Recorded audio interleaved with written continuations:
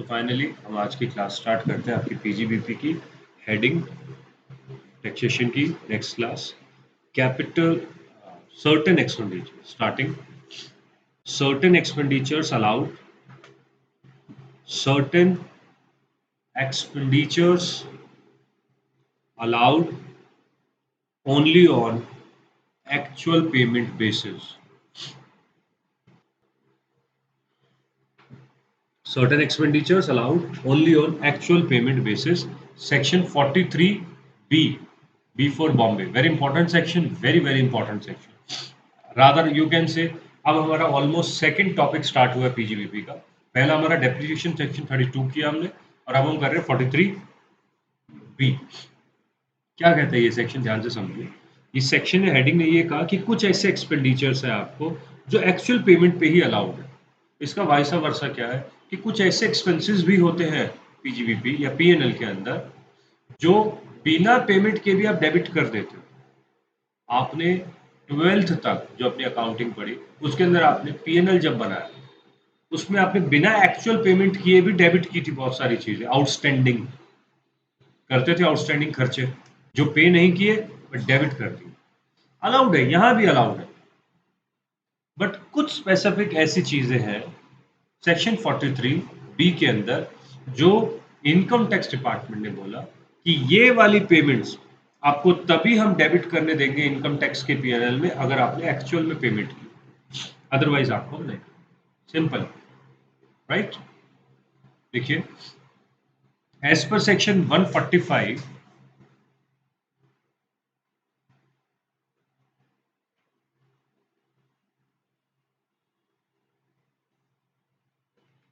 every assessee is allowed to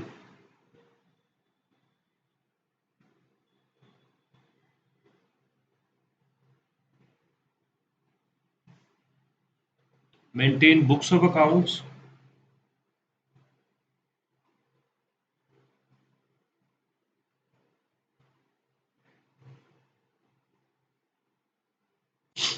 either on mercantile basis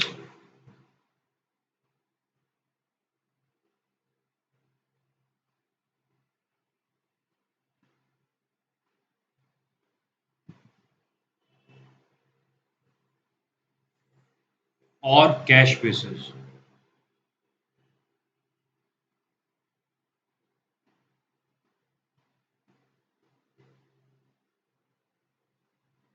Full stop. If books are maintained on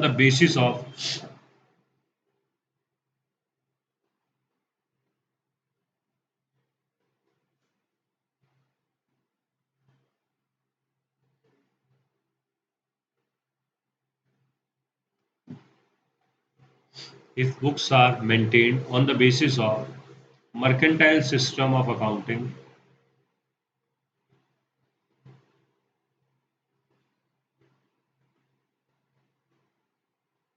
all expenditures are allowed on due basis.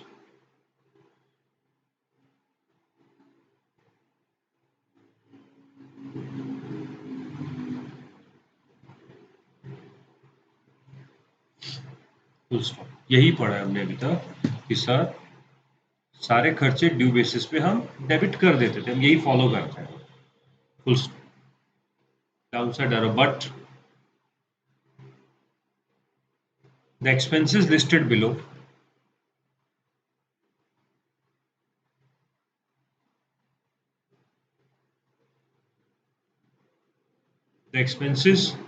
below under section 43B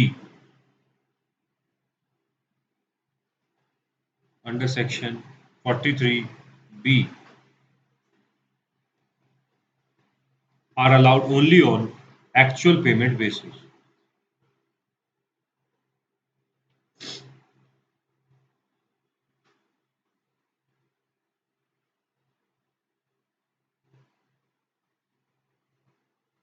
full stop. Number 1. तो हमने ये लिखा, India में हम क्या follow करते हैं, mercantile basis. Cash basis follow नहीं. अगर आप मर्केंटाइल फॉलो करते हो, मर्केंटाइल का बेसिक कंसेप्ट कहता है ड्यू अगर है तब भी आप डेबिट कर दो. मर्केंटाइल यही कहता है जो हमें बचपन से पढ़ते आए. ड्यू अगर है तो डेबिट कर दो। बट 43 बी सेक्शन ये कहता है कि ये जो नीचे लिखे हुए आइटम है आप मर्केंटाइल फॉलो करो, बट ये नीचे लिखे हुए आइटम आपको ड्यू है तो डेबिट करना अलाउड नहीं है। इसका रीजन बताता हूँ। इसमें एक आइटम बताता हूँ, शायद आपको कॉन्सेप्ट बेटर समझ आए। एक आइटम है इसका, नीचे लिखी हुई लिस्ट के अंदर गवर्नमेंट का इनडायरेक्ट टैक्स, जीएसटी, सरकार का जीएसटी, गवर्नमेंट का इनडायरेक्ट टैक्स।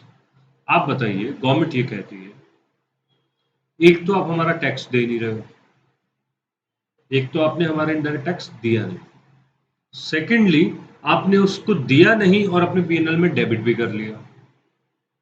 एक तो हमारा टैक्स नहीं दिया, दूसरा उसको डेबिट करके उसके बेसिस पे इनकम टैक्स भी कम कर लिया। समझ आ गया गवर्नमेंट का रीजन? गवर्नमेंट कहती है हम ऐसा काम नहीं, हम आपको डेबिट करना अलाउ नहीं करेंगे। रीजन समझ आया? एक तो तुम मेरी ड्यू दे नहीं रहे हो, ऊपर से उस ड्यू के बेसिस पे मेरा जो दूसरा पैसा बनता है वो भी तुम कम कर रहे हो। समझ आया? दूसरा पैसा बनता है, मैं क्या कह रहा हूँ, एक तो तुमने मेरा जीएसटी नहीं दिया, ऊपर से इस जीएसटी की वजह से इसको तुम कर रहे हो डेबिट, और इसकी वजह से मेरा दूसरा पैसा जो तुम्हारा बनता है इनकम टैक्स, वो भी तुम, कैसे होगा कम? जीएसटी डेबिट करोगे तो इनकम कम, इनकम कम तो इनकम टैक्स कम, वो भी नहीं दे रहे हो। पहले ये पे करो फिर उसको डेबिट करो। नंबर वन आएगा indirect taxes. Indirect taxes such as GST,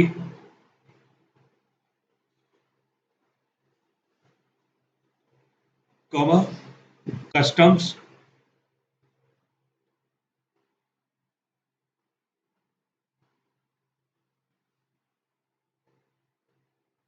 comma, professional taxes, municipal tax,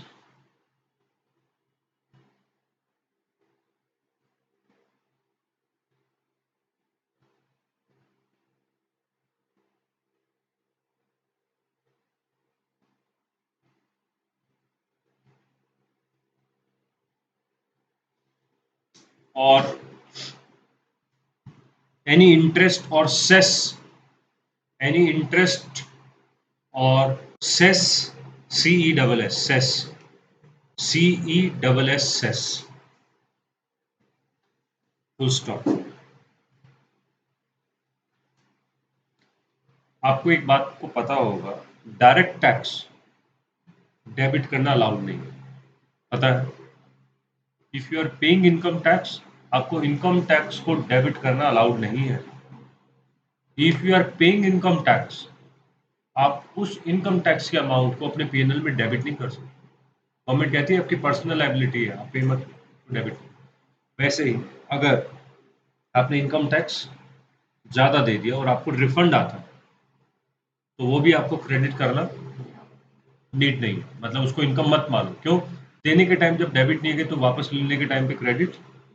but indirect taxes जो होते हैं वो गवर्नमेंट कहती है बिजनेस की लायबिलिटी, माल से जुड़ा हुआ है, गुड्स, गवर्नमेंट कहती है उनको आप चाहो तो डेबिट कर सकते हो। इनकम टैक्स से जुड़ा हुआ इंटरेस्ट पेनल्टीज भी आपको डेबिट करना अलाउड। इनडायरेक्ट टैक्स की इंटरेस्ट एक्सेट्रा का डिडक्शन अलाउड। आगे लिखिए,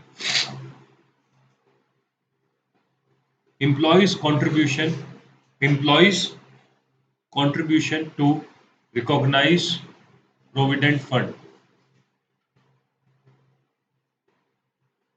or statutory provident fund, employees contribution to recognize provident fund or statutory provident fund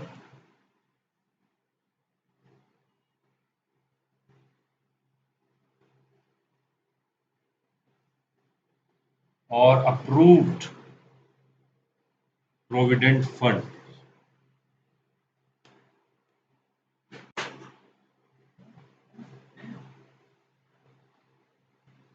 Full stop। Next, bonus or commission paid to employees।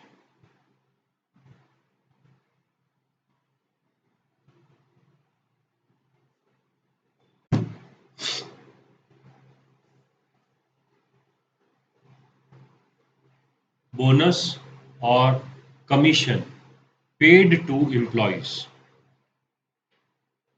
or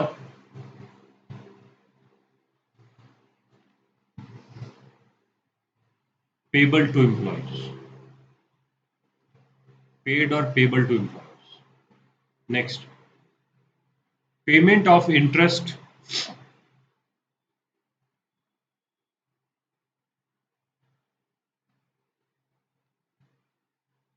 to banks or financial institutions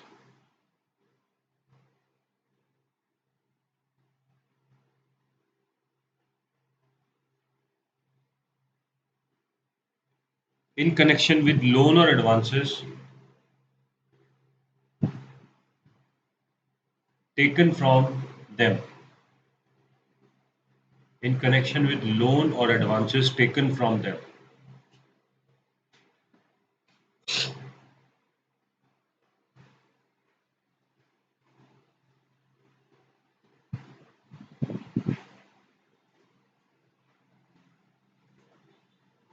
Leave, next, leave, Leave, leave encashment provided by an employer to employee.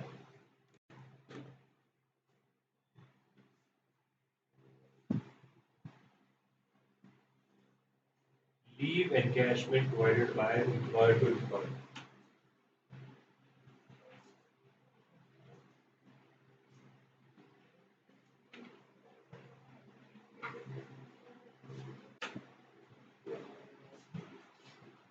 Next, payment to Indian Railways. Payment to Indian Railways.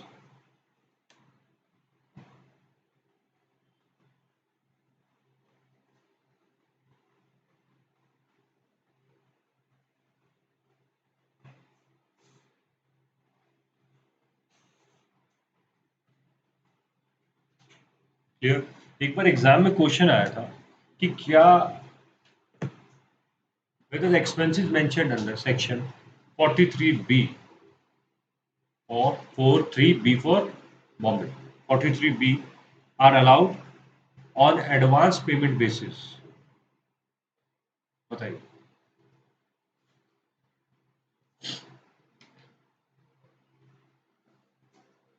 Answer is yes. Payment basis पे allowed है ये, due basis पे allowed नहीं है. बड़ी बड़ी heading आपने ये लिखी है, allowed on basis of payment, not on the basis of उधार पे अलाउड नहीं है, पे कर दो अलाउड है ये नीचे लिखे हुए खर्चे आपको प्लीज क्लियरिफाई योरसेल्फ. जो आपने ये खर्चे लिखे हैं ये पे करोगे एक्चुअल में तभी अलाउड है डेबिट करना, नहीं तो डेबिट करना अलाउड है. पहले पॉइंट के अंदर एक बार आप एक काम कीजिए, जो इंटरेस्ट लिखा है आपने, पेनल्टीज, इंटरेस्ट एंड पेनल्टीज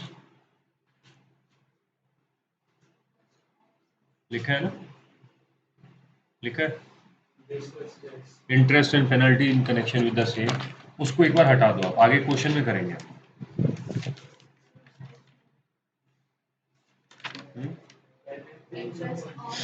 नहीं लिखा, ठीक, चलो कोई नहीं, छोड़ो उसको, कुछ कटवट मत करो, आगे लिखो. चलो, the above expenditures are allowed only on actual payment basis. Note लिख लो, above expenditures are allowed only on actual payment basis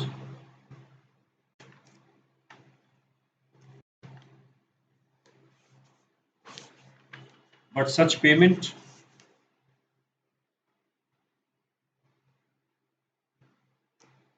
can be made up to last date of filing of ROI. ROI मतलब return of income. इसका meaning समझ लो क्या है.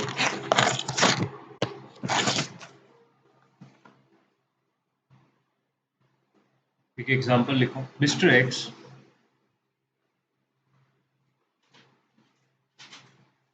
has to pay rupees 2 lakh to Indian Railways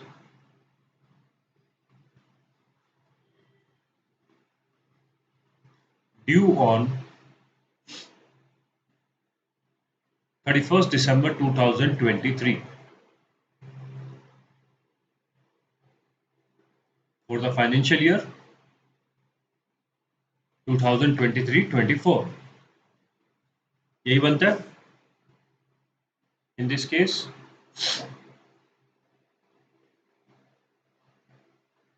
Mr. X paid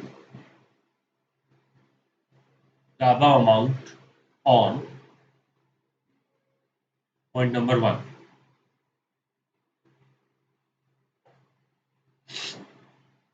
First Jan 2024.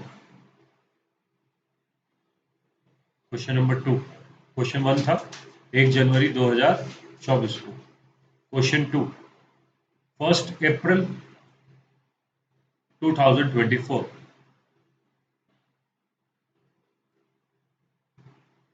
Question number 3 1 दिसंबर 2024. आप इन तीनों में बताओ कब अलाउ होगा डेबिट करना फॉर द फाइनेंशियल ईयर 23-24. 23-24 की जब रिटर्न जाएगी, जब पीएनएल बनेगा, क्या उसमें ये डेबिट होना अलाउड है या नहीं है, ये बताओ. पॉइंट नंबर 1, 2, 3 तीनों के हिसाब से बताओ 23-24 की रिटर्न में अलाउ है कि नहीं. तो द आंसर इज पहले वाला अलाउड है सेम फाइनेंशियल ईयर. सेकंड वाला भी अलाउड है, 1 अप्रैल को करा है आपने, रिटर्न फाइलिंग की डेट से पहले है. थर्ड वाला रिटर्न फाइलिंग की डेट 31 जुलाई 2024 थी, उसके बाद हुआ तो डिसअलाउ. ठीक है सर, ये कब अलाउ होगा? जो चीज अलाउड नहीं हुई हो पाई हमें, जो नेक्स्ट ईयर पे किया हमने, obviously it will be allowed in the year in which you पे. लिख लो वो लाइन में डाउन साइड एरो.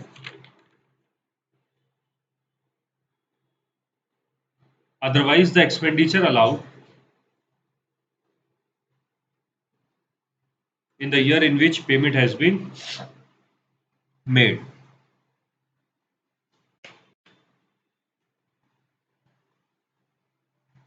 ठीक है, एक नोट लिखिए. किसी के मन में कोई सवाल है इससे जुड़ा हुआ? इंपॉर्टेंट क्वेश्चन है, पूछ लो यहीं पे. मैंने ये बोला आपको लास्ट लाइन कि सर अगर ये इस साल अलाउ नहीं हो पाए बिकॉज हमने दिसंबर 24 में next financial year return filing के डेट के बाद में पे किया, तो कब अलाउ होगा? तो ये अलाउ होगा जिस साल आपने, जिस फाइनेंशियल ईयर में आपने पे किया, माने 24-25 फाइनेंशियल ईयर. नेक्स्ट नोट लिखिए. If any assessee has taken a loan और advances from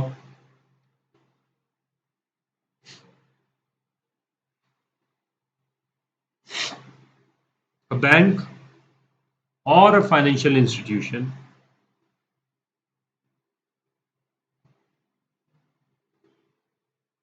and has not paid interest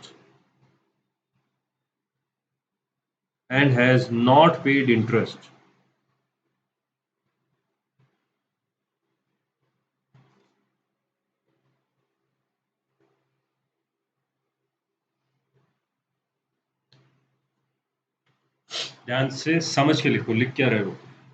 आपने लोन एडवांस लिया और इंटरेस्ट पे नहीं किया. कई बार क्या होता है कि बैंक, एक्चुअल वर्किंग बता रहा हूँ, प्रैक्टिकली क्या होता है, बैंक ने आपको 10 लाख का लोन दिया है, आपने उसके ऊपर ब्याज देना था, ब्याज नहीं दे रहे आप. अगर आप ब्याज के समय तक नहीं देते हो तो आपके नॉन परफॉर्मिंग एसेट्स एनपीए बन जाता है वो बैंक के लिए, और कुछ समय बाद बैंक के लिए वो बैड डेट्स बन जाता है. बैड डेट्स जैसे मेरे ड्यूरेशन में, मेरे वर्किंग ड्यूरेशन में, मेरे कार्यकाल में, मैं मैनेजर हूँ बैंक का, उसमें अगर बैड डेट्स बड़े हैं, मेरे प्रमोशंस रुक जाते हैं. तो मैं क्या करता हूँ, इस एम्प्लॉय, इस लोन बोरोवर को बहुत अच्छा दिखाता हूँ और उसको कहता हूँ 2 लाख का तुम्हारा इंटरेस्ट बनता है, 2 लाख का और लोन ले ले. उस लोन से मुझे ब्याज पे कर दे। बेसिकली मैं तुम्हें हाथ में दूंगा ही नहीं वो। समझ आया क्या करूंगा मैं? I will credit in your account and I will debit from your account and will pay the interest to the bank उस अकाउंट से, और 12 लाख का लोन आपका बन गया। क्लियर? और वो एसेट्स परफॉर्मिंग में आ चुकी है,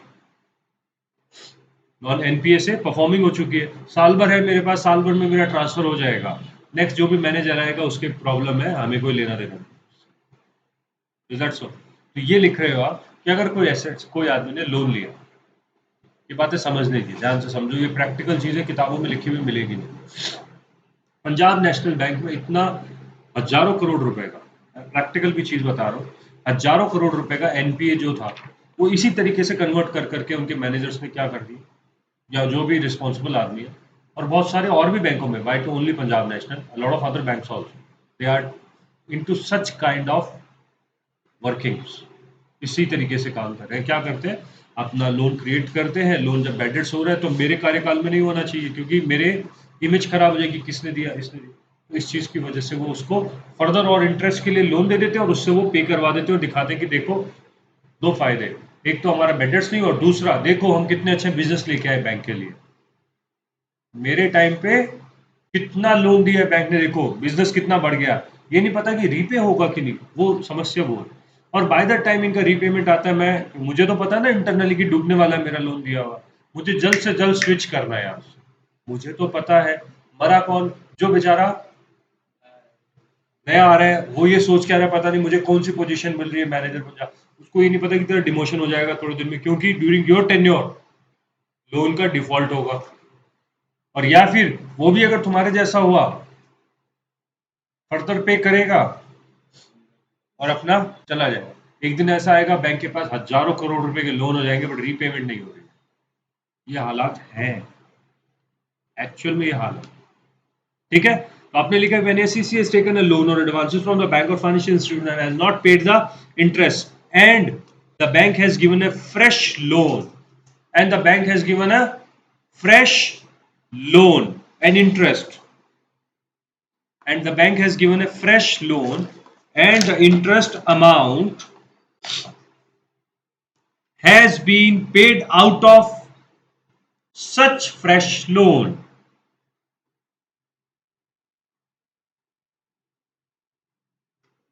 and the interest amount has been paid out of such fresh loan, full stop। क्या ये मान लेना चाहिए कि इंटरेस्ट की पेमेंट हो चुकी है? ना। इनकम टैक्स डिपार्टमेंट कहता है हम बेवकूफ नहीं बने।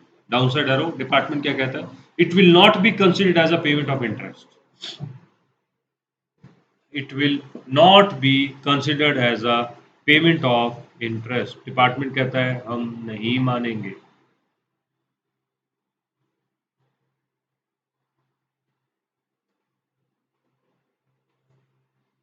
As per section 43B,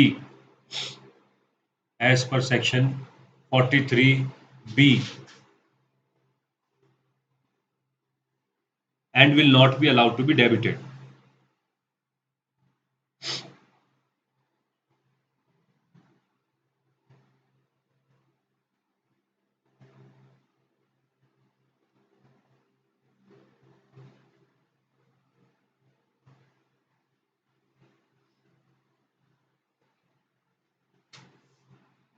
But if such fresh loan is paid subsequently,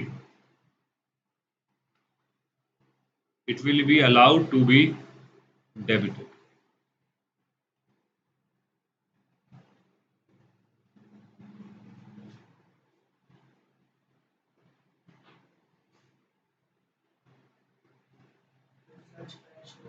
Is paid subsequently,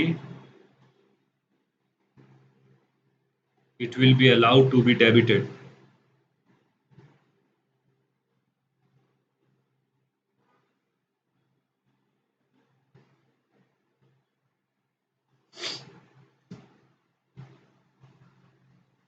बाद में अगर आपने पे कर दिया तो ऑब्वियसली पे हो चुका है। हमें क्लियर? कोई सवाल? आगे बढ़ते। सेक्शन 40A 40A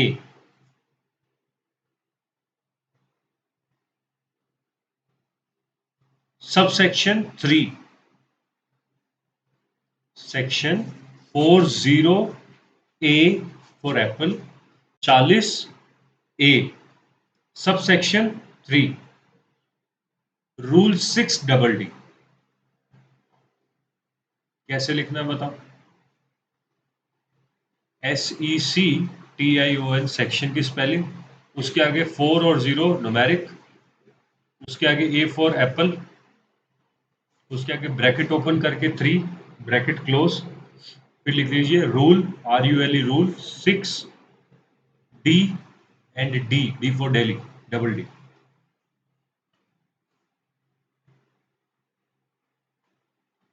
ये भी काफी इंपॉर्टेंट सेक्शन है और आपकी रियल लाइफ में ऑलमोस्ट डेली बेसिस पे ये काम आता है, daily basis. Section 40A subsection 3 rule 6DD ये कहता है कि आप कितनी पेमेंट किसी को भी कैश में कर सकते हैं। How much payment you can make to a person in cash. लिखे if any assessee has incurred any revenue expenditure, underline the word revenue expenditure. बच्चों दो एक टाइप के एक्सपेंडिचर होते हैं हमारे, एक होता है कैपिटल एक्सपेंडिचर, एक होता है रेवेन्यू एक्सपेंडिचर। जब हम बात करते हैं कैपिटल एक्सपेंडिचर की, तो कैपिटल एक्सपेंडिचर वो एक्सपेंडिचर्स होते हैं जिनका फायदा आप एक साल से ज्यादा ले सकते हो, जो कहां पर लिखे हुए होते हैं, बैलेंस शीट के अंदर एसेट्स फॉर्म में। रेवेन्यू एक्सपेंडिचर आर दो एक्सपेंडिचर जिनका बेनिफिट्स आप बेसिकली मैक्सिमम 1 ईयर में गेन कर लेते हो, मैक्सिमम 1 ईयर में जिनको वसूल कर लेते हो। ये लिखे होते हैं पीएनएल के अकाउंट में, जैसे सैलरी, बोनस, कमीशन, छोटे मोटे पानी बिजली एक्सेट्रा के खर्चे ना। If any SSC has incurred any revenue expenditure and the payment or the aggregate of payment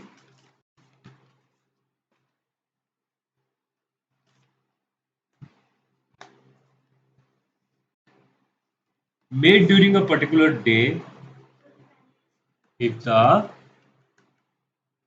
aggregate of payment or aggregate of payment made during a particular day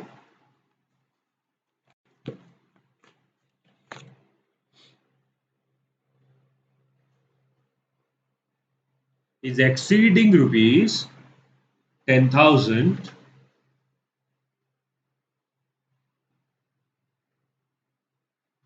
starting say, if any SSC has incurred any revenue expenditure and payment or aggregate of payment made during a particular day is exceeding rupees 10,000, in such cases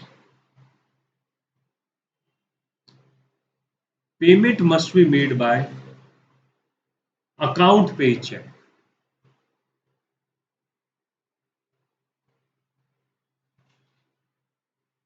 और account पे draft. बच्चों exam में लिखो जल्दी से, पहले फिर बता दो, अकाउंट पे चेक और अकाउंट पे draft. otherwise such expenditure will be disallowed। एक बार फिर से बताओ,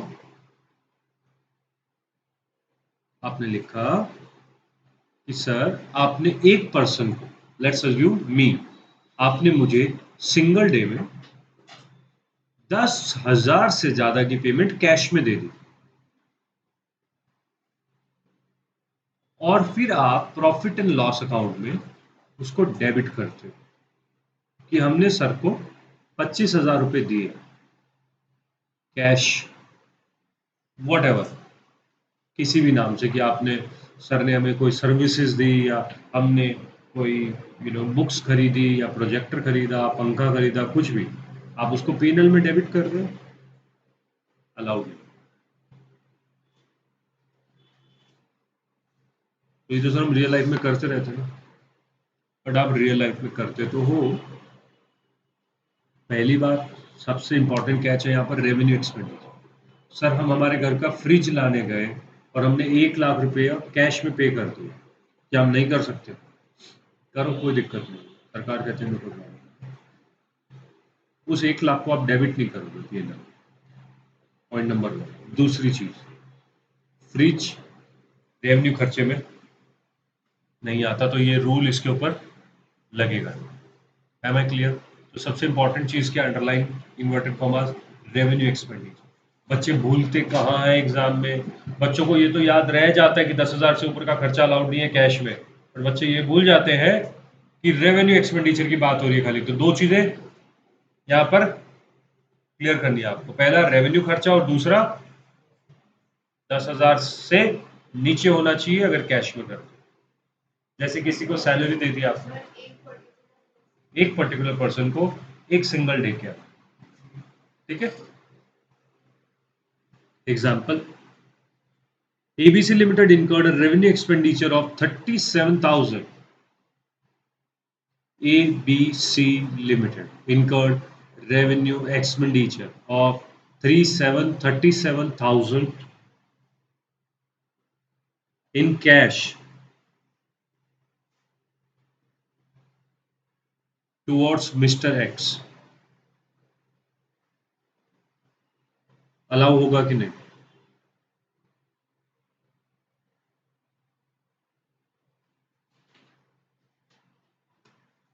इन ए सिंगल डे अलाउ होगा कि नहीं? Not allow, no. और अगर यही चीज अकाउंट पे चेक से होती तो, अकाउंट पे ड्राफ्ट से होती तो, बच्चों जो मैं लिखवाऊं ना उससे 1 इंच भी इधर उधर अपने आप मत सोचना कि अकाउंट पे चेक का मतलब ट्रेवलर्स चेक भी है। सर ने चेक तो बोला था, नहीं, आपको अपने आप अजम्पशंस नहीं लेने। मैंने 2 वर्ड लिखवाए क्या आपको, अकाउंट पे चेक, अकाउंट पे ड्राफ्ट, इसके अलावा और कोई भी चीज आपको कंसिडर नहीं। Am I clear? चलो आगे। हाँ जी, नहीं मिलती नहीं है तो किसको मिलती? नहीं मिलती, अलाउड नहीं। पहली बात कि एनी एक्सपेंडिचर का मतलब है कुछ भी हो। आप कहते हो नहीं सर मिलती ही है, मैं जानती हूँ किसी को उसको मिलती है, कि उसको 25,000 रुपए की सैलरी पर मंथ कैश में मिलती है। बहुत सारे लोग हैं,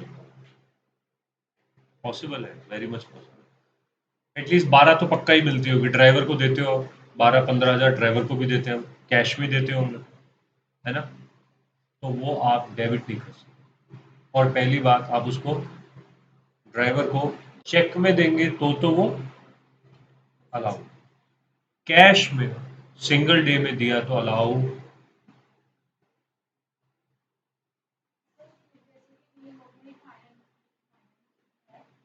कौन है?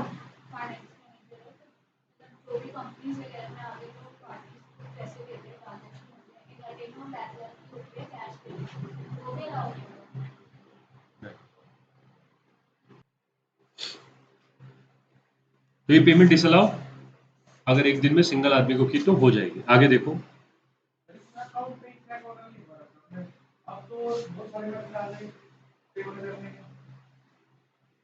if the above if the above expenditure was incurred on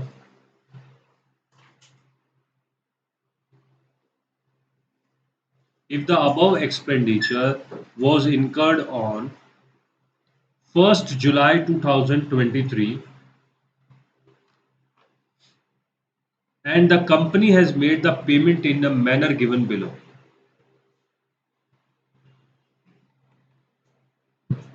and the company has made the payment in the manner given below.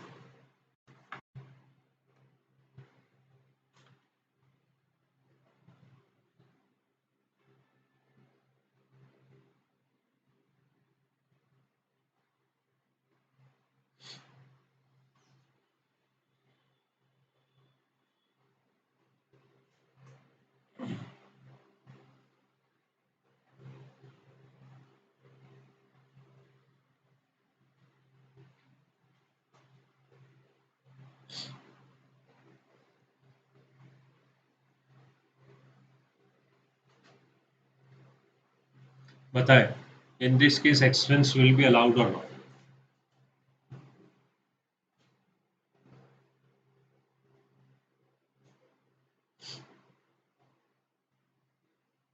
कौन सा अलाउ होगा और कौन सा डिसअलाउ होगा, जल्दी से quickly. In this case entire expenses will be allowed. ये और ये क्वालिफाई कर रहे हो और ये 10,000 से entire expenses will be allowed. Next question लिखो, ABC limited has incurred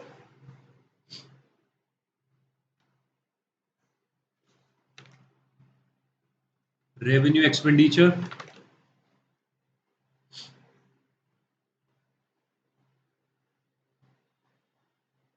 of rupees 1,50,000 and the payment was made as given below.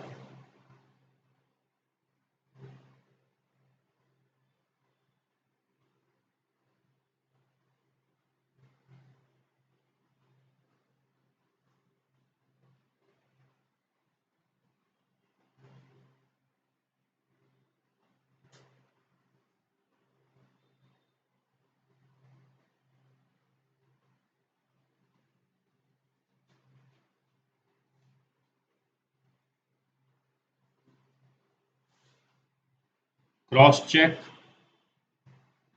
18,000,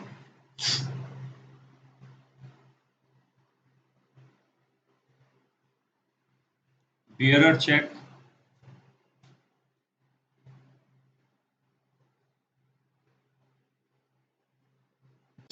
25,000.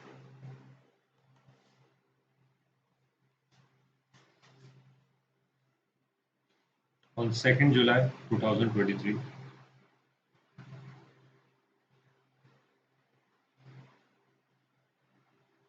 account pay check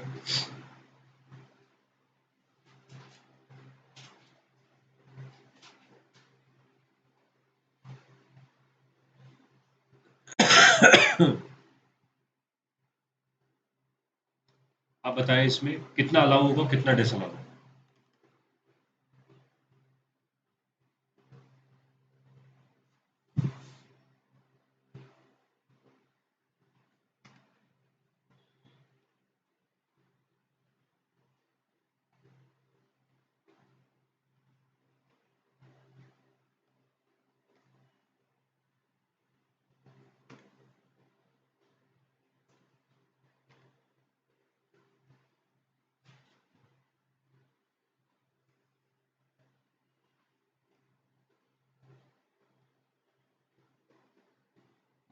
थोड़ा जल्दी बताओ।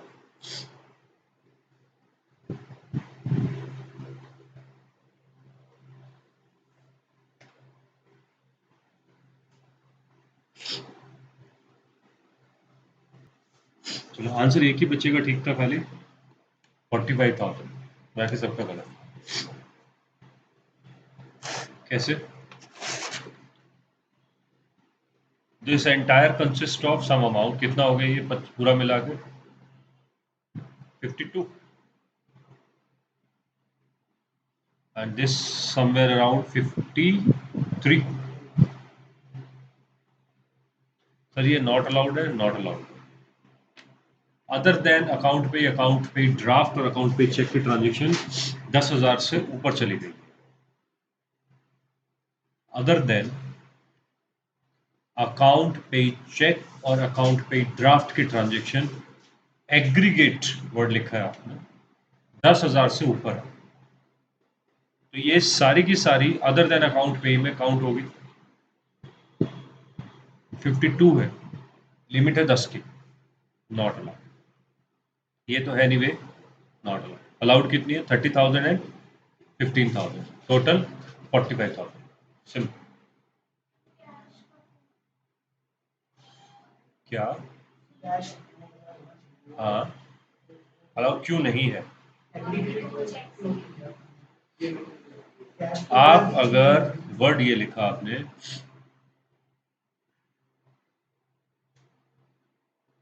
आपने लिखा क्या देखो, if any assessee has incurred any revenue expenditure, payment or aggregate of payment made during a particular day is exceeding rupees 10,000. In such cases, payment must be made by account pay check or account pay draft. Otherwise, it will be disallowed.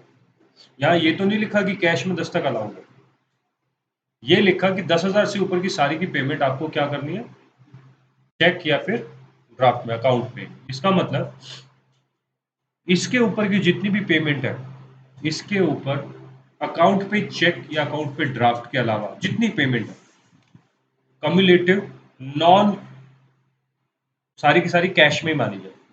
आपने उसको cross check नाम दे दिया, bearer check नाम दे दिया, cash नाम दे दिया, जो भी नाम दीजिए, हम क्या मानेंगे, वो एक ही फॉर्म, क्या, अकाउंट पे चेक नहीं है। सिंपल भाषा में अकाउंट पे चेक या अकाउंट पे ड्राफ्ट के अलावा जो भी ट्रांजेक्शन है, उन सबको हम एग्रीगेट करेंगे। अगर वो 10,000 से ऊपर है तो वो सारी डिसअलाउ। आगे समझ, सिंपल भाषा में अकाउंट पे चेक या ड्राफ्ट के अलावा जितनी पेमेंट है किसी भी नाम से हो, वो सबको एग्रीगेट करो। अगर वो 10,000 से ऊपर है तो सारी की सारी ही डिसअलाउ। बस इतना सिंपल कंसेप्ट लिख सकते हो आप इसको। अगर 10,000 से ऊपर अकाउंट पे चेक या ड्राफ्ट के अलावा किसी भी नाम से ट्रांजेक्शन है, एग्रीगेट करो और डिसअलाउ। ठीक है, ये एक इंपॉर्टेंट क्वेश्चन है एग्जाम के हिसाब से। आप इसमें, क्योंकि कैश आपको जानबूझ के 9,000 दिया जिससे कि आप मिसलीड हो जाओ, तो इसको कैश को अदर देन अकाउंट पे ही हो गया, ये भी अदर देन अकाउंट पे, अदर देन अकाउंट पे कम्युलेटिव कर। कोई सवाल है बच्चों?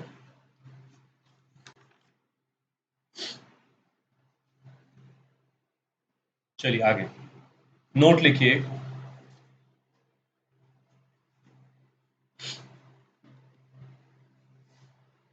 आपने 43B किया, वेरी वेरी इंपॉर्टेंट, थोड़ा सा ट्रिकी सेशन है आज का, चीजें थोड़ी सी घुमाव वाली, ध्यान से समझो। आपने एक सेक्शन किया 43B सेक्शन, इसमें क्या बोला कि इस सेक्शन में जो आइटम्स लिखे हैं उनकी पेमेंट आपको देन ओनली अलाउ होगी, ये था। ये पेमेंट आप कब तक कर सकते हो, ये आप कर दीजिए इन द ईयर, और बियॉन्ड भी जा सकते हो, कब तक, यही था पहला पॉइंट आपने ये। सेकंड आपने पढ़ा आज section 40A, sub section 3, rule 6DD, ये पढ़ा। इसने बोला 10,000 रुपए तक की पेमेंट, 10,000 से ऊपर की पेमेंट अकाउंट पे चेक या अकाउंट पे ड्राफ्ट से होगी। हमने इसको समझा क्या, कि बोला ये जा रहा है कि 10,000 तक की कैश अलाउड है, हमने ये समझा। बट ये तो बोला नहीं इन्होंने, इन्होंने कहा कि 10 से ऊपर की पेमेंट अकाउंट पे चेक या ड्राफ्ट से होनी चाहिए। ये दोनों बातों में फर्क है। 10 से ऊपर की पेमेंट अकाउंट पे चेक या अकाउंट पे ड्राफ्ट से हो, या 10 तक की पेमेंट कैश में अलाउड है, फर्क है ना दोनों बातों में।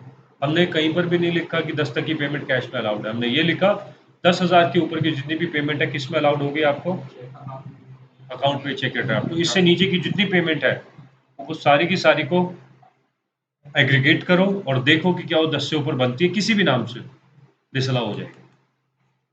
अब आपको तीसरा पॉइंट, एक और बात समझ, एक चीज समझिए प्लीज, डोंट बी इन हरी, आराम से एक बात समझो। 43B वाले जितने भी आइटम्स थे वो खाली कैश बेसिस पे अलाउड है, इसके अलावा जो आइटम है वो अदर देन कैश में भी आउटस्टैंडिंग में अलाउड होंगे कि नहीं होंगे। आउटस्टैंडिंग सैलरी अलाउ होनी चाहिए कि नहीं, salary to employ outstanding debit कर दी, अलाउ होगी कि नहीं। हाँ जी, क्यों, कहाँ लिखा है, कहाँ है, पढ़ के बताइए आप मुझे।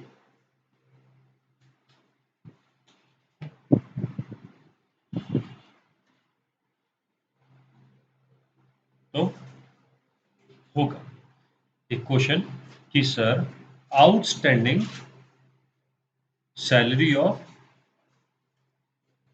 मैं जो बता रहा हूं यहाँ बच्चे कंफ्यूज होते हैं। अगर आप कंफ्यूज हुए हो इसका मतलब आप मेंटली क्लास में हो। गुड। यहाँ बच्चे कंफ्यूज होते हैं। फिर से सुन लो। कंफ्यूजन है तो पूछ लो, क्लियर कर लो ये सेक्शन। और अब मैं जो आपको सेक्शन करवाने जा रहा हूं, ये दोनों बच्चे एक साथ इनको एक साथ जोड़ देते हैं और गलत आंसर दे देते हैं। देखिए, दो अलग अलग बात है। पहली बात, मैंने 43B सेक्शन में आपको कुछ आइटम लिखवाए 5-6 और बोला कि इनकी पेमेंट आप कैश में करो तो अलाउड है। इसका मतलब ये कि इनके अलावा जो भी पेमेंट्स हैं पीएनएल की, रेवेन्यू खर्चा, वो कैश में नहीं है तब भी अलाउ है, आउटस्टैंडिंग बेसिस पे अलाउ होगी। एग्री? समझ आई ये लाइन जो मैंने बोली? 43B की 5 आइटम्स क्या है? 2 मिनट लगाओ, रीड करो उसे जल्दी से, तभी आगे बढ़ पाएंगे। हमने पढ़ा कि 43B के अंदर जो आइटम लिखी है वो कैश पे पेमेंट होगी तो ही, या एक्चुअल पेमेंट होगी तो डेबिट कीजिए, आउटस्टैंडिंग डेबिट नहीं। फिर हमने पढ़ा 10,000 से ऊपर की पेमेंट अकाउंट पे या चेक या ड्राफ्ट से देनी चाहिए। अब हम एक सिचुएशन बताते हैं। एक एम्प्लॉय की सैलरी आउटस्टैंडिंग थी 25,000। क्या वो डेबिट हो सकती है? Can you debit that quick? हो सकती है डेबिट? हो सकती है, नॉर्मल है, डेबिट करेंगे। आपने डेबिट कर भी दी और पीएनएल अकाउंट बना भी दिया, ठीक है। बाद में आपने मई के अंदर ये सैलरी पे भी कर दी, बट पे आपने कर दी कैश। तो आपने ये रूल तोड़ दिया, ये रूल तोड़ दिया बाद में। हो सकता है, कैसे समझ आया? Expense which was suppose to be paid was outstanding and you debited them, चलेगा, कोई दिक्कत नहीं। But later when you actually made the payment, you made the payment otherwise then account pay cheque और draft which was about 10,000 rupees. अब क्या करूँ मैं, क्योंकि मैं तो पहले इसका क्लेम तो ले चुका हूँ, क्लेम और नॉर्मल वे में ले चुका हूँ, बट एक्चुअली ये डिसअलाउ होनी थी पेमेंट। तो क्या किया जाए वो लिख रहा है, देखो। If an SSC has claimed any expenditure on due basis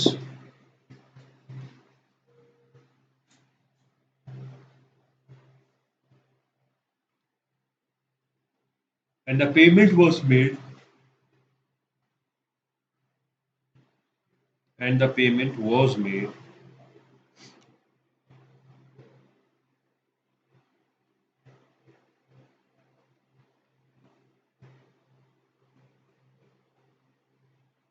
subsequently, otherwise than through account pay check or draft,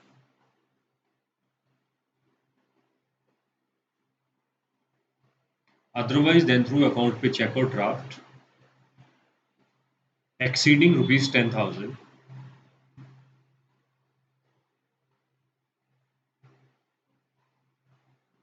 so in this case it will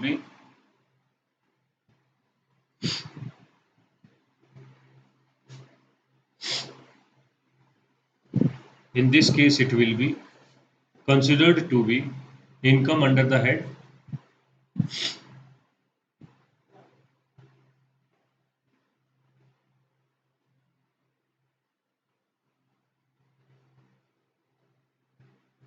PGBP of the year in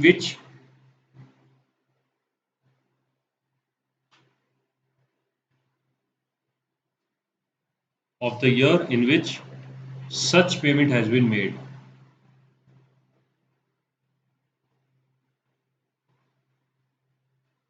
simple है ना, कि जिस साल आपने ये payment की तो हम मानेंगे रूल उसी साल टूट गया, उस साल की इनकम मान लो आप। पहले साल तो आप डेबिट कर चुके हो, पहले साल आप इसको डेबिट कर चुके हो, पीएनएल बन चुके हैं, टैक्स भी पे हो चुका है, रिटर्न भी फाइल कर दिया। अब क्या करो, आपने उसके बाद में इसको कैश में पेमेंट दे दी और आउटस्टैंडिंग को हटा दिया। रूल कब तोड़ा आपने? ये जब आपने उसको कैश में पे किया। उस साल की इनकम। 2 साल बाद देता तो 2 साल बाद की income. Clear? A question. ABC Limited incurred rupees 1 lakh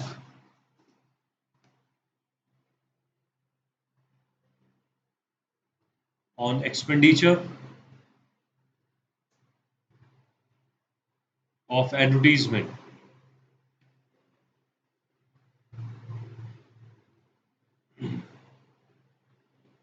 in the previous year 2023-24 and did not made any payment till 30 September 2024.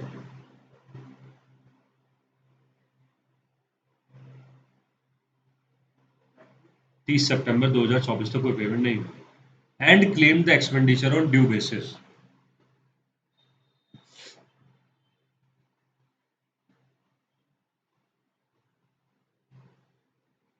Actual payment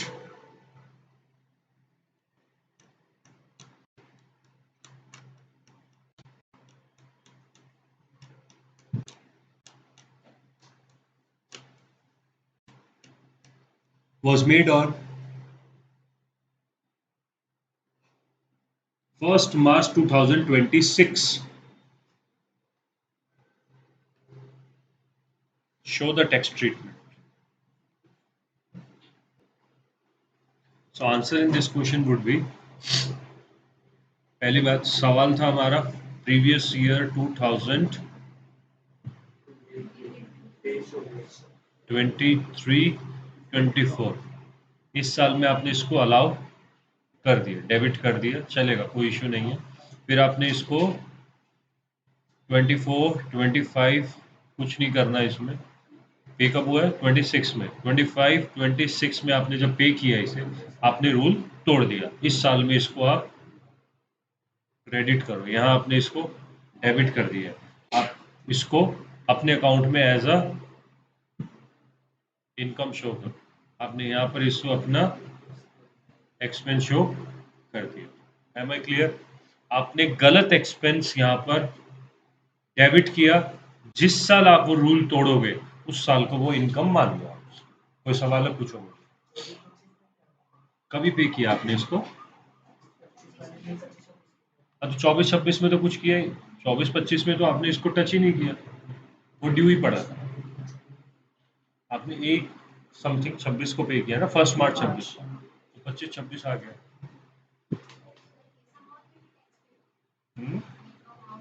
ये इनकम बन गया। जब टोटल इनकम बनाओगे तो इसको जोड़ देना, तो जो टोटल आएगा उस पर फिर जो भी टैक्स बनेगा आपका, फिर से आपको कुछ अमाउंट ये 24-25 में आपने डेबिट कर दिया उधार के बेसिस पे, ठीक है। और गवर्नमेंट को आपने श्योरिटी दे दी कि मैं रूल नहीं तोड़ूंगा, मुझे डेबिट करना है। गवर्नमेंट ने कहा अगर तुमने रूल तोड़ा तो ये तुम्हें हम डिसअलाउ कर देंगे। 24-25 में आपने कुछ नहीं किया, एक साल और निकल गया और 26 में आपने इसको रूल तोड़ के अदर देन अकाउंट पे योर चेक पेमेंट कर, गवर्नमेंट ने कहा हम आपको डिसअलाउ कर देंगे, कर दीजिए डिसअलाउ। कैसे होगा डिसअलाउ? ये बेसिकली कोई इनकम नहीं बनी, अगर आप ध्यान से देखो इसको, कुछ नहीं हुआ है, नलीफाई हुई है चीजें, नलीफाई हुआ है, इनकम नहीं बना, नलीफाई हुई है, ट्रांजेक्शन नलीफाई हुआ है गवर्नमेंट के बुक्स में, चेक करो ध्यान से। आपने किसी समय पर इसको डेबिट करके खर्चा क्लेम कर लिया था, इसको अगर 23-24 में नलीफाई करना होता तो क्या करते आप? सेम अमाउंट को आप क्रेडिट कर देते, यही तो करते आप, तो ट्रांजेक्शन क्या हो जाती? नल हो जाती। अब यहाँ पर इस साल आपने रूल तोड़ा नहीं, आपने जाके यहाँ तोड़ा, गवर्नमेंट ने कहा यहाँ क्रेडिट कर दो, ये ट्रांजेक्शन नलीफाई हो गई, मतलब हुई ही नहीं है गवर्नमेंट के रिकॉर्ड में। Clear? Note, if the payment is being made to if the payment is being made to goods transport operator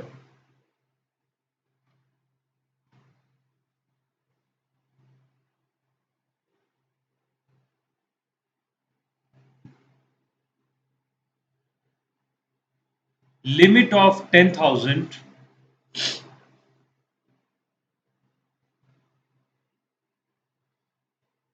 shall be taken as 35,000. Is that simple?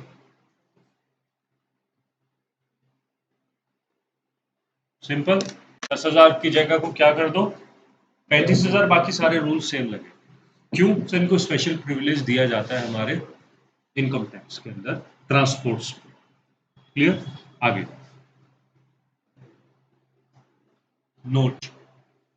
कोई सवाल? Note. The above provisions are not applicable in the following cases.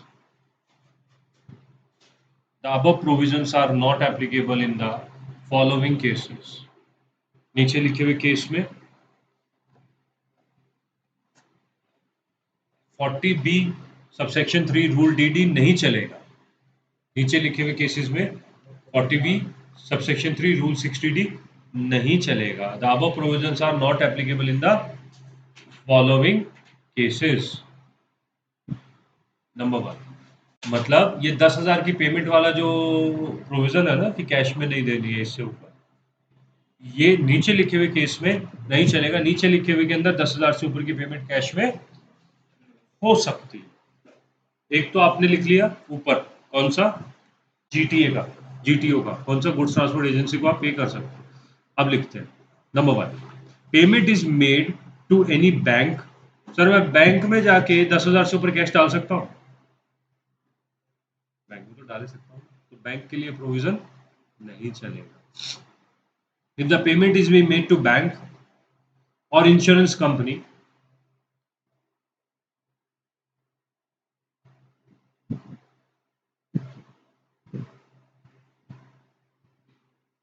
Government और similar institutions,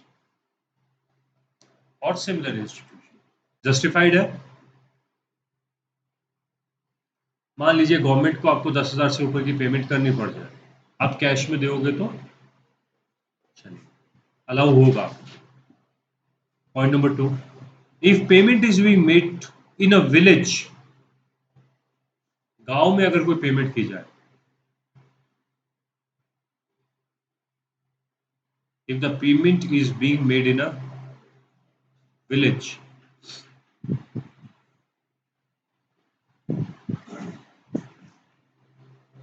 actual में गांव होना चाहिए, गुड़गांव नहीं. मतलब नाम में गांव आना जरूरी नहीं है. बहुत सारे ऐसे मालेगांव, गुड़गांव, जलगांव, हमारे यहाँ बहुत सारे ऐसे गांव नहीं, एक्चुअल वाले गांव होने चाहिए. If the payment is being made in a village और अ टाउन,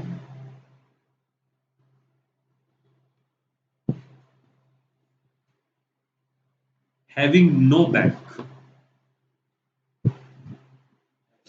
नो बैंक, जहां बैंक की सुविधा है ही नहीं, no bank, and further payment is being made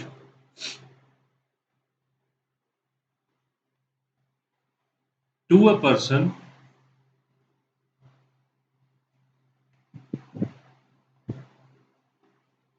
who resides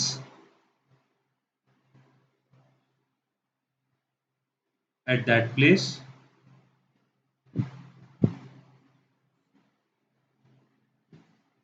or has business or profession at that place.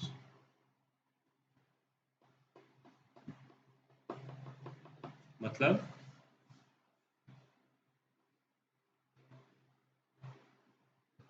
या तो आप वहां पर रहते हैं या आपका बिजनेस या प्रोफेशन वहां है. फिर से समझो, आप एक ऐसे गांव, टाउन या ऐसे शहर में कहीं पर भी ऐसी पेमेंट करो जहां पर बैंक नहीं, जहां पर बैंक की सुविधा है ही नहीं, आप वहां पेमेंट करो, चलेगा.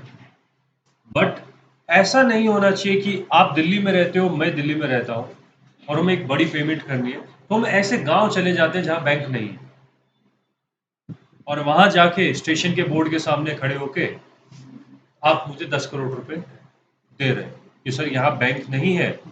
और देखिए, मैंने अगर लास्ट वाली लाइन ना लिखी होती तो ये काम हो सकता. एक्चुअल। तो क्लैरिफिकेशन लेके गवर्नमेंट ने कहा कि आप उस गांव में या उस टाउन में पेमेंट कर रहे हो किसको, उस आदमी को जो वहां रहता है या इसको जिसका वहां पर बिजनेस है।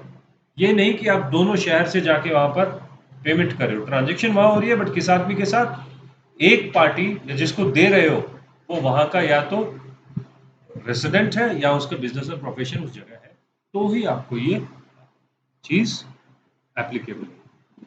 क्लियर है ये वाली बात? और डाउन साइड है,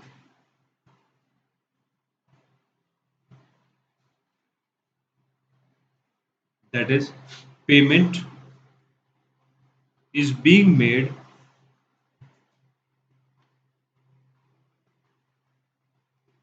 to a farmer। अब ऐसी जगह ये तो है नहीं कि गूगल का या माइक्रोसॉफ्ट का ऑफिस होगा, ऑब्वियस सी बात है। इंडस्ट्रीज तो होंगी नहीं क्योंकि बैंक नहीं है, फार्मिंग इंडस्ट्री ही होगी, agriculture economy. If the payment is being made to a farmer और a cultivator for purchase of agriculture produce और products of animal husbandry or products of, if the payment is made to a farmer or a cultivator for purchase of agriculture produce or products of animal husbandry or dairy farming or poultry farming, etc.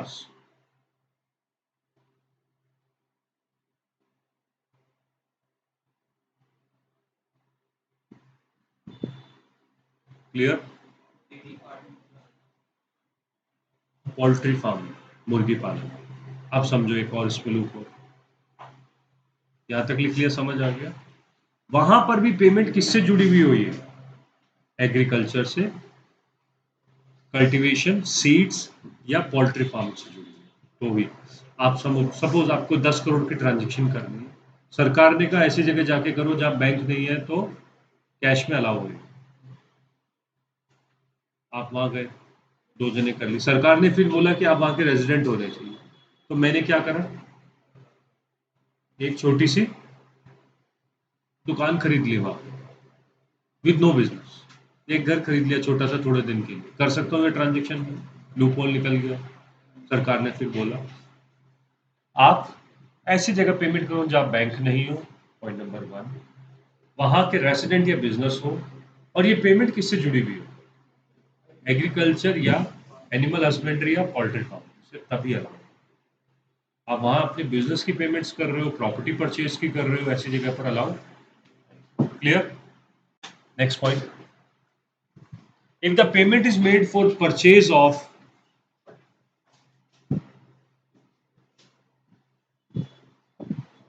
Products related to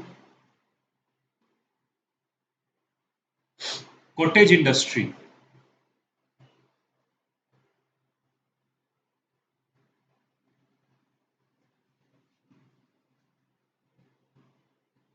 which runs without the power,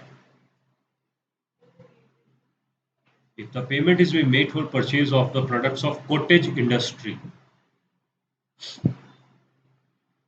which runs without the power, जहां पर बिजली की सुविधा, power, बिजली की सुविधा नहीं है, without the aid of power,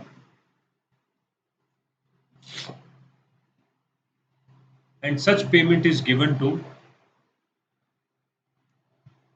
manufacturer।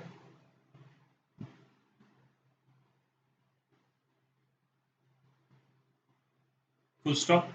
अब भी ये 10,000 वाला सेक्शन एप्लीकेबल नहीं होगा। Next line, next point, if payment is made through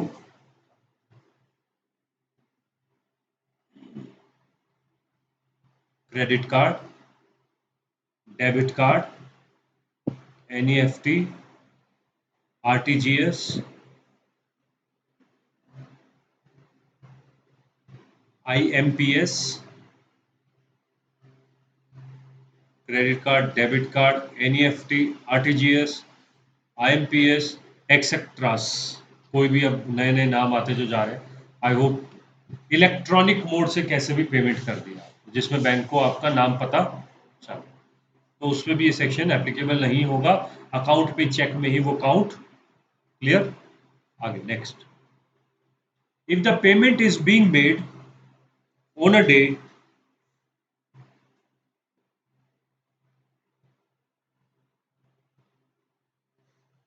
when the banks are closed,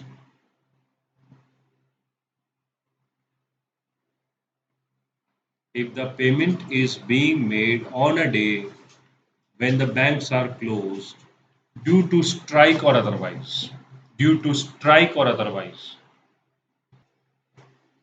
Next is heading डालिए payment of income tax, wealth tax etcetera, section 40 subsection A 40 bracket के अंदर ए,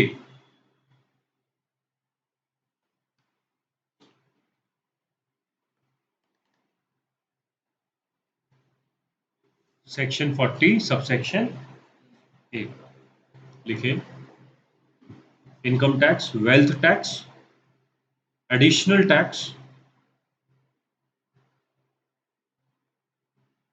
etc. are not considered to be liability of business or profession.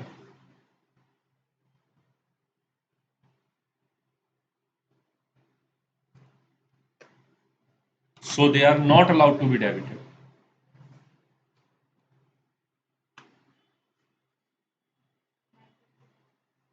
Are not considered to be liability of business or profession. So are not allowed to be debited to P&L account. ये बात हमें पता तो पहले से है क्या कि सर इनकम टैक्स या किसी भी तरीके का डायरेक्ट टैक्स जो होता है वो हमारी बिजनेस की लाइबिलिटी नहीं है। मैं पहले बता चुका हूँ आपको, देने के टाइम पे डेबिट करना अलाउड नहीं। Full stop. Next line, point number 2। But indirect taxes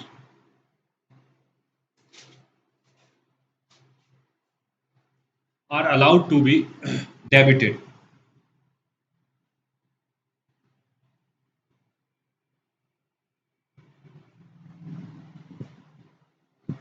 Indirect taxes are allowed to be debited such as कौन से वाले? GST, excise, professional tax,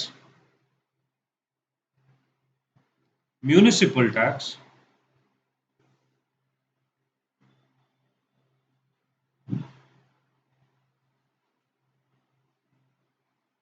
etcetera.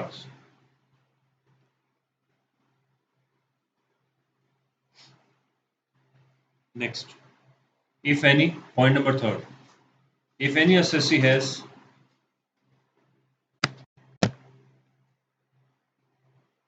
taken loan for the payment of direct taxes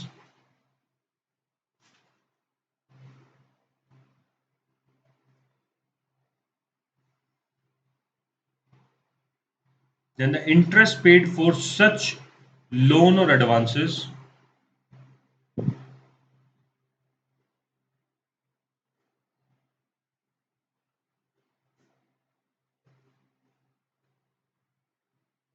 interest paid for such loans or advances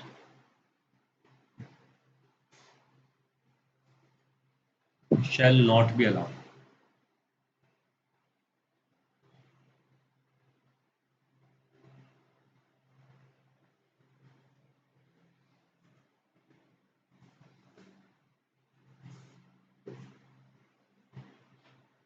reason bracket में लिख लो, connecting aspects.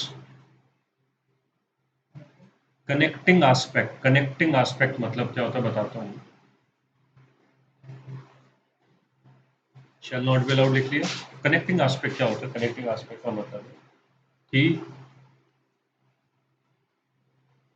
Income tax allowed नहीं है।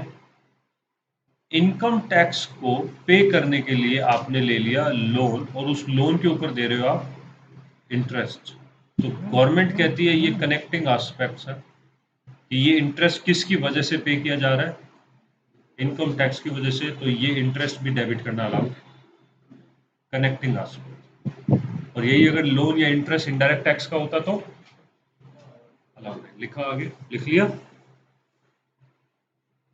If the loan advances is for the payment of indirect taxes, then interest will be allowed, right? Next line.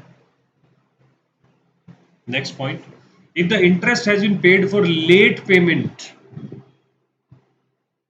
if the interest has been paid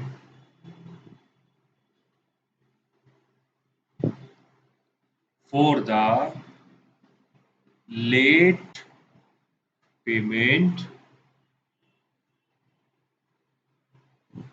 of income tax, wealth tax, etc.,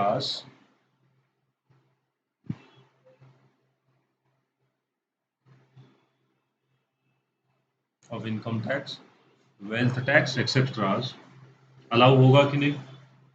Obviously, connecting aspect कहता है not allowed. So it will not allowed to be debited. It will not allowed to be debited. Downside arrow.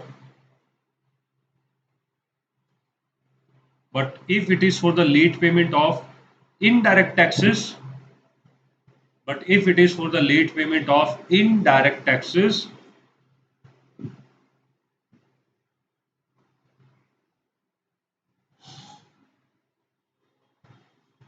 Allow होगा कि नहीं?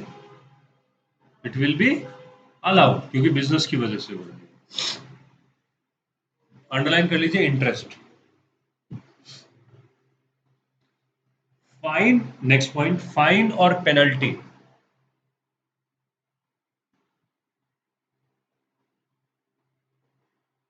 with regard to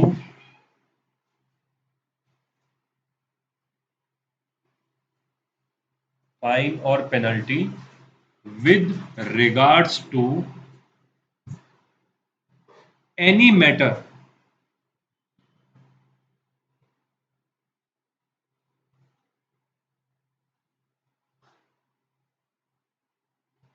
not allowed, किसी भी क्योंकि ये human error है, बिजनेस एरर नहीं है। आपने अगर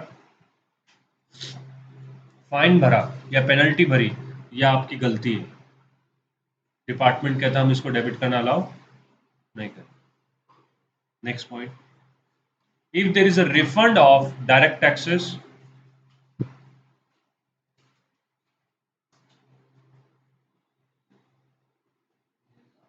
refund of direct taxes, it will, बताएं, इनकम होगी कि नहीं होगी? It will not be considered as a income,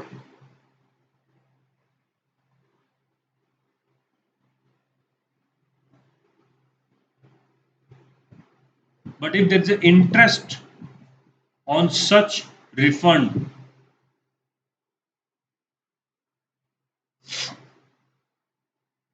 it will be considered as an income.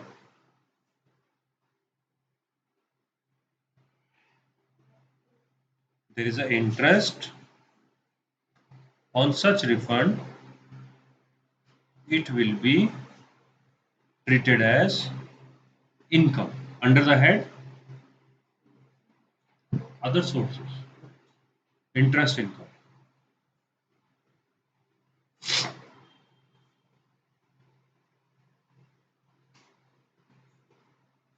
If there is a interest on refund of indirect taxes, if there is a interest on refund of indirect taxes, कई बार department हमें refund देते हैं तो late हो जाता है, late होने की वजह से डिपार्टमेंट भी हमें इंटरेस्ट पे करता है।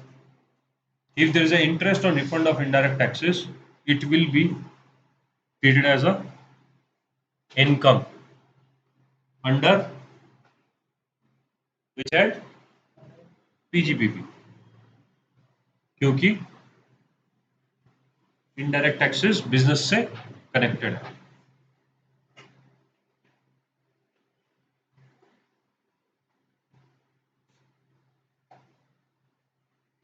full stop. Next line. If there is a refund of fine or penalty, क्या इनकम माननी है?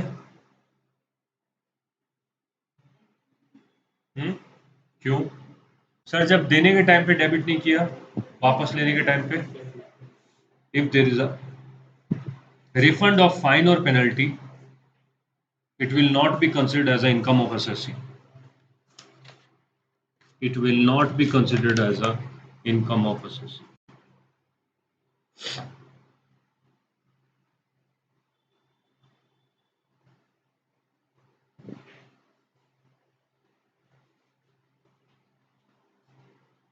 Next, if the assessee has incurred expenditure on filing of ROI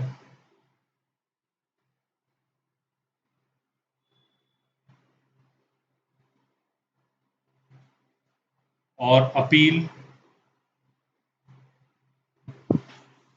or payment of salary to employee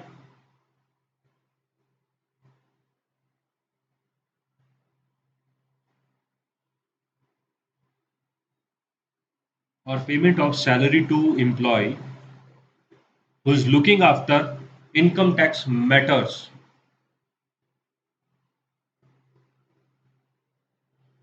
it will be allowed.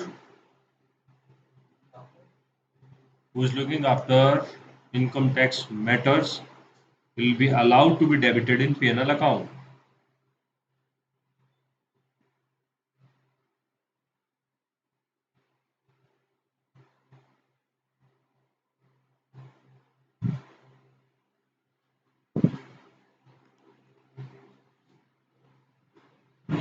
Next, if any person has transferred equity shares or units of equity oriented mutual funds,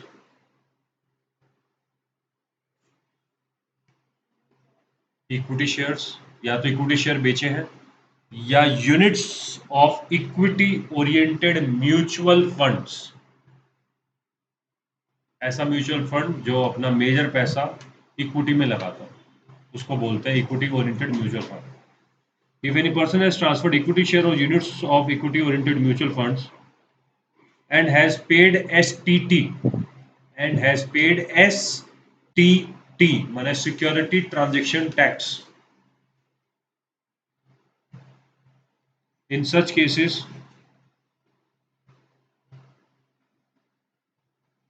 it will not be allowed to be debited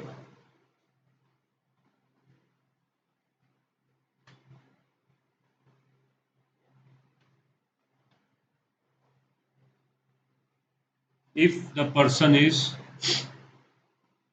not into business or profession of the same.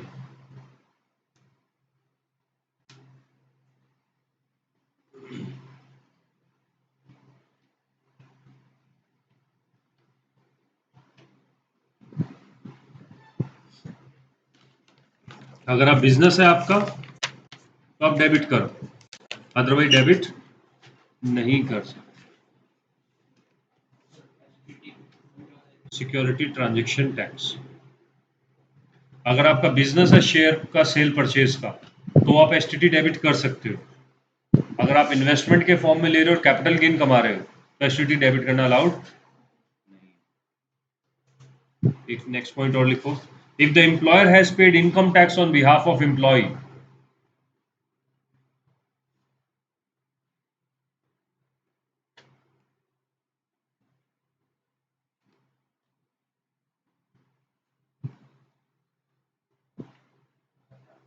If the employer has paid income tax on behalf of employ, किसके account में debit होगा या नहीं होगा? Anything received from the employer shall be treated as salary. Indirect salary है ये और employer इसको डेबिट कर सकता है और एम्प्लॉय के सैलरी में काउंट होगा ये, चाहे वो नाम इनकम टैक्स दे रहे हो उसमें कि हमने तुम्हारे बिहाफ पे इनकम टैक्स पे किया है ना मेरे बिहाफ पे. क्यों पे कर रहे हो? क्योंकि मेरा सैलरी का पार्ट है. फिर से समझो, मेरी सैलरी है अगर 50 लाख पर एनम, 5 लाख रुपए मेरे एम्प्लॉयर ने मेरे बिहाफ पे इनकम टैक्स पे कर दिया, तो मेरी सैलरी कितनी मानी जाएगी टोटल? मेरी सैलरी कितनी मानी जाएगी टोटल? 55 लाख। मुझे टैक्स कितने पे देना है? 55 लाख, 55 लाख। और मेरा एम्प्लॉयर कितना रुपए डेबिट करेगा? 55 लाख। कोई भी नाम डालो, मुझे प्रॉब्लम नहीं है। तुम बोलो इनकम टैक्स पे किया मेरे बिहाफ पे, तुम बोलो सैलरी दी है, योर प्रॉब्लम।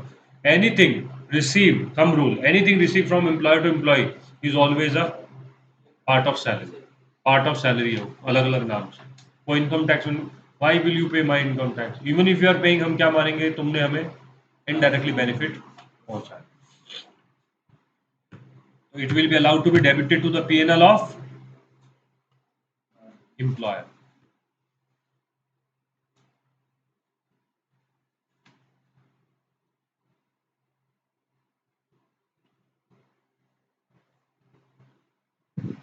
एक लाइन लिख लो, वैसे सैलरी चैप्टर में कंप्लीट होगी ये लाइन, लिख लो, नोट लिख लो, सैलरी चैप्टर में होगा। If the employer has paid income tax on behalf of employ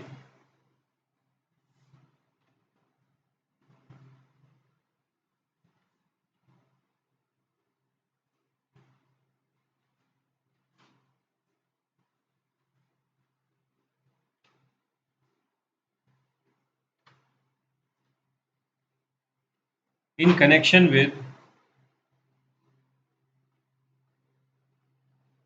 non-monetary perquisites, in connection with non-monetary perquisites, laptop, car, petrol, ये होते हैं नॉन मॉनेटरी फायदे। कई कंपनी आजकल लैपटॉप भी देती है ना, पेट्रोल भी देती है, गाड़ी भी दे रही है। ये होती है non monetary perquisites, salary chapter में पढ़ेंगे। Such income tax shall not be allowed to be debited by employer. Such income tax shall not be allowed to be debited by employer. And also, it will not be treated as, also it will not be treated as income of employee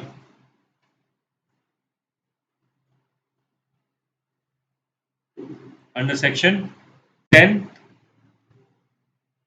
under section 10 subsection 10 double C,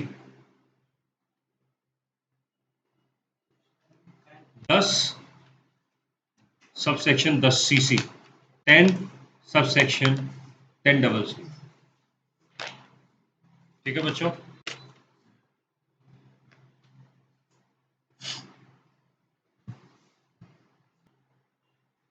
चलो एक question लिखते हैं हम, treat it like a test.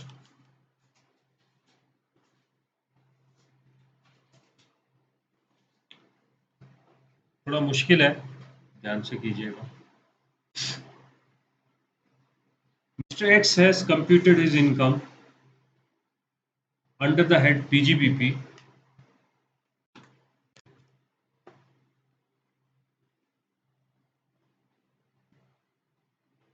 of rupees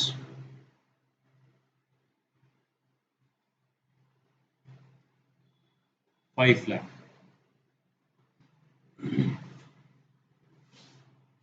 Some of the debit credits are as given below.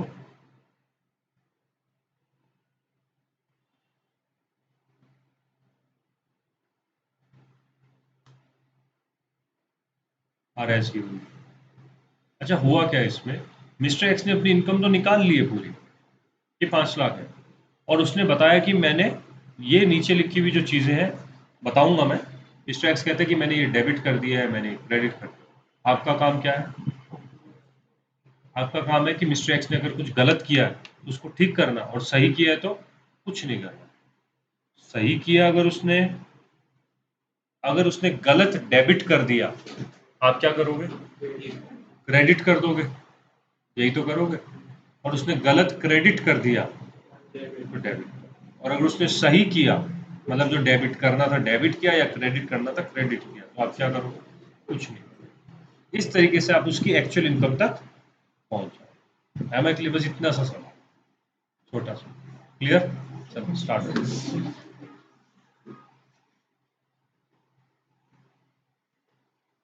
Pure pure accounting based.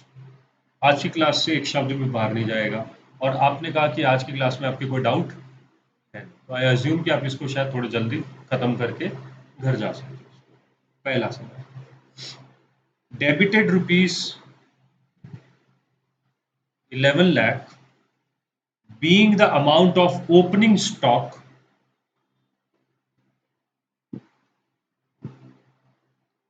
which is overvalued by 10%.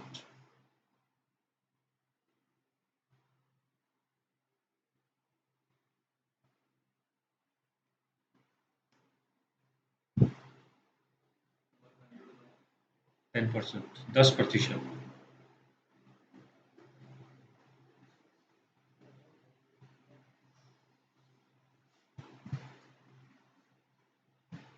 Debited rupees 50,000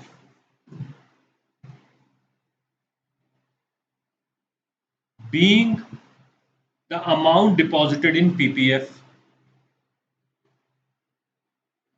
PPF पता है ना, ATC deduction के अंदर आता है। PPF ATC डिडक्शन में allow होता है। मैं बता दूं जिनको ना पता हो, ATC डिडक्शन का एक सेक्शन है पहला, जिसके अंदर अगर आप 1.5 लाख रुपए तक PPF में पैसा लगाते हो, मैं वो प्रोविजन बता रहा हूँ, यहाँ नहीं बता रहा हूँ। 1.5 लाख रुपए तक अगर कोई भी पर्सन PPF में लगाता है पैसा, तो उसको डिडक्शन मिल जाता है। ATC सेक्शन ये कहता है। Debited rupees 50,000 being the amount deposit to PPF. Number third, debited rupees 2 lakh being expense incurred on treatment of Mr. X.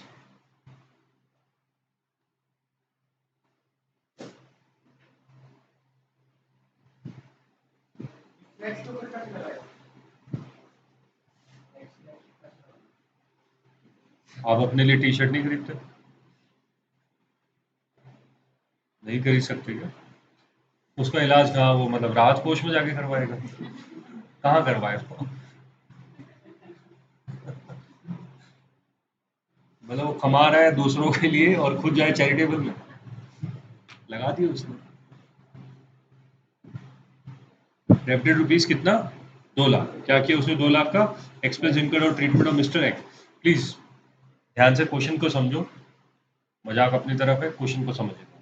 ठीक है, next point number 4, debited rupees 40,000 being the premium paid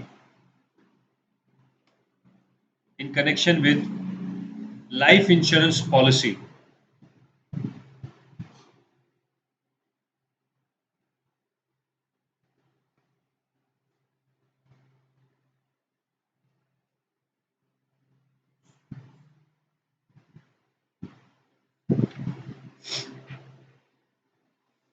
Taken in the name of Mr. X. Taken in the name of Mr. X. Sum assured 20 lakh.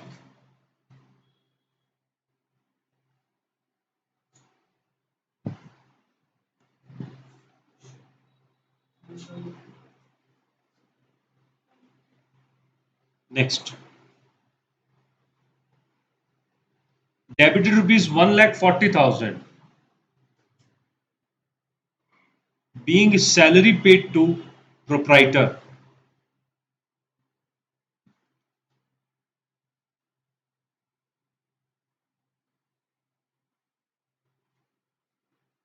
Debited rupees 12,000 being interest paid to Mr. X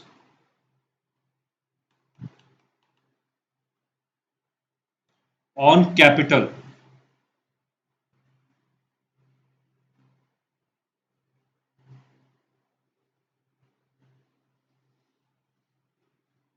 Debited rupees 30,000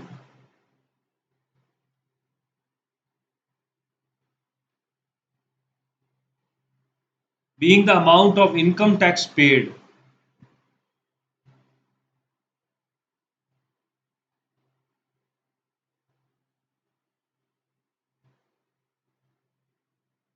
before return filing date, that is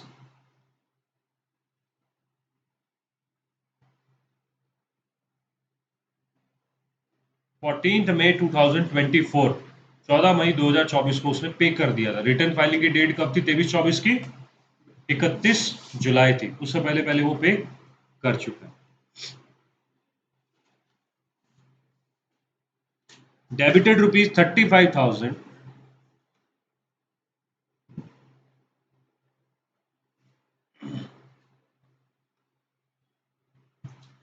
amount of sales tax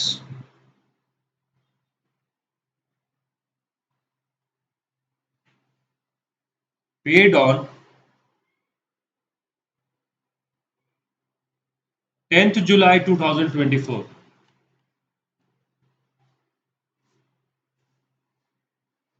10 July 2024। Debited ₹70,000 as a cost price of computer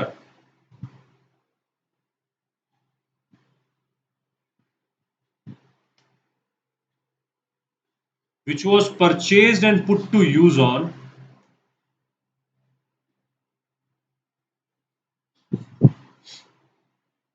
1st October 2023।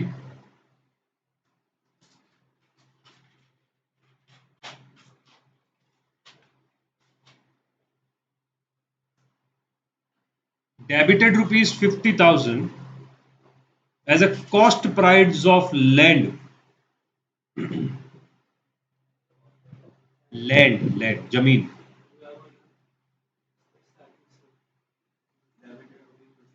लिखा ना सामने 50,000 purchased and put to use on 1st December 2023।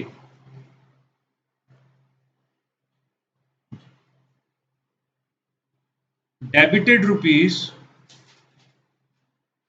₹5 lakh being the cost price of motor car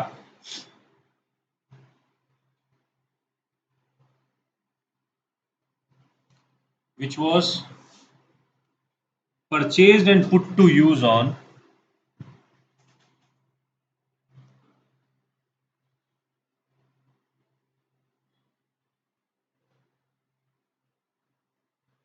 31st March 2024। Credited rupees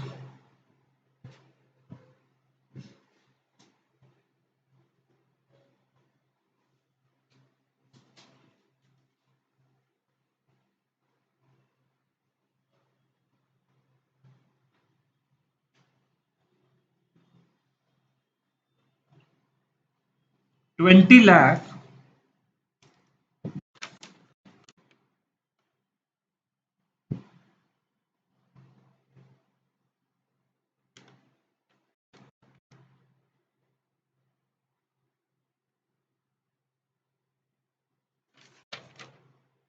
being the amount of gross sales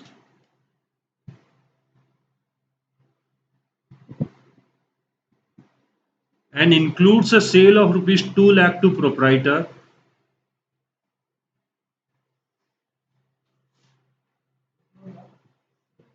includes a sale of rupees 2 lakh to proprietor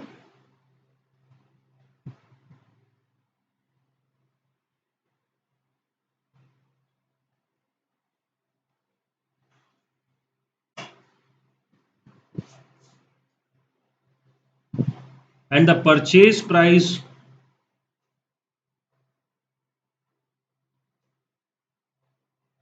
of the product was rupees 1,60,000,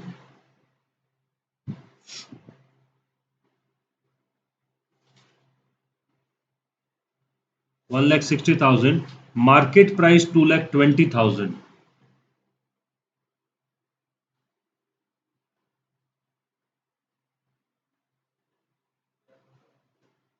market price 2,20,000, इसको 2 लाख रुपए करो, 20 लाख को 2 लाख कर दो, 20 लाख लिखा है ना यहाँ पर, इसको 2 लाख करो।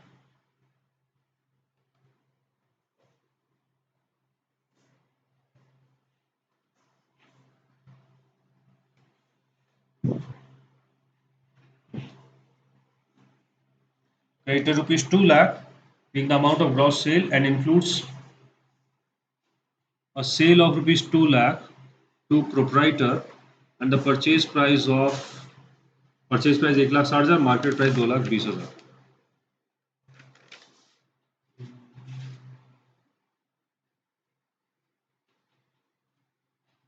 20 ही करो, 20 लाख, 20 लाख कर दो।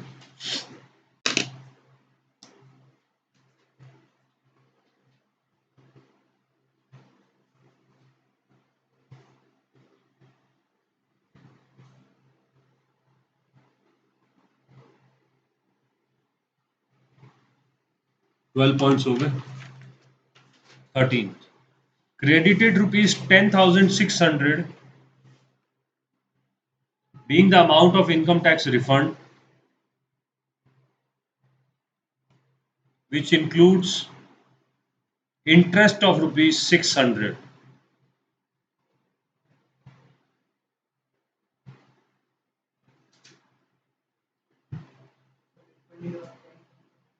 includes an interest of rupees 600।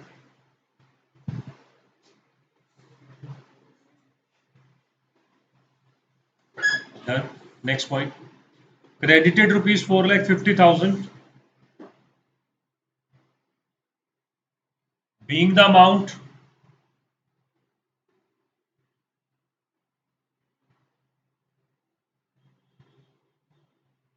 of closing stock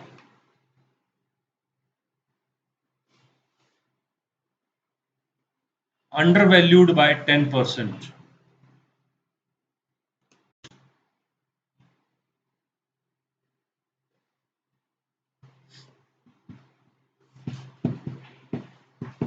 You are required to calculate gross total income, net total income, and tax payable to department.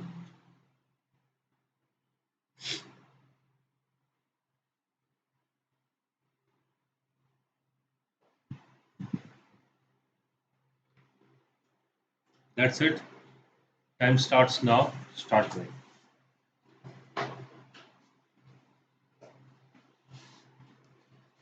Solution इसका हम नेक्स्ट क्लास में बताएंगे आपको।